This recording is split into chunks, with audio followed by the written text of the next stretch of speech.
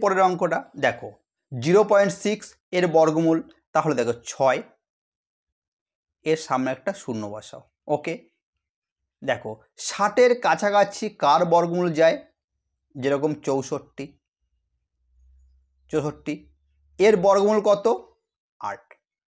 8। এরপর দেখো 64 থেকে 60 কত কম, একটু কম, তাই না, একটু কম, মানে অ্যান্সার হবে 8-এর চেয়ে একটু কম, 8-এর চেয়ে একটু কম। দেখো এখানে দেখো 8-এর চেয়ে বেশি হচ্ছে, এটা হবে না, এটা 8-এর চেয়ে বেশি হচ্ছে, এটা হবে না, এটা 8-এর চেয়ে বেশি হচ্ছে, হবে না, 8-এর চেয়ে কম হতে হবে, অ্যান্সার হতে হবে 8-এর চেয়ে কম, তাহলে কোনটা, ডি অ্যান্সার হবে। ওকে, এই অঙ্কটা দেখো 1, 2, 3 সবার মাঝে যোগ চিহ্ন আছে, যোগ 30 যোগ 31 যোগ 30 যোগ 29 যোগ 3, 2, 1, এই টাইপের অঙ্ক দেখো।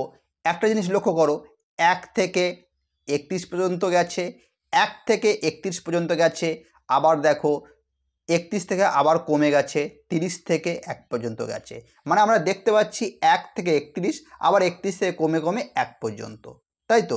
এই টাইপের অঙ্ক যখনই আসবে, এই মাঝে যে সংখ্যাটা আসছে, মাঝে যে সংখ্যাটা আছে এর কি করবে, মাঝে অর্থাৎ কি, মানে যে সংখ্যা মানে সবচেয়ে বেশি, যে সংখ্যাটা সবচেয়ে বড়, হ্যাঁ, সেই সংখ্যার কি করবে, স্কোয়ার করে দেবে, সেই সংখ্যার স্কোয়ার করে দেবে।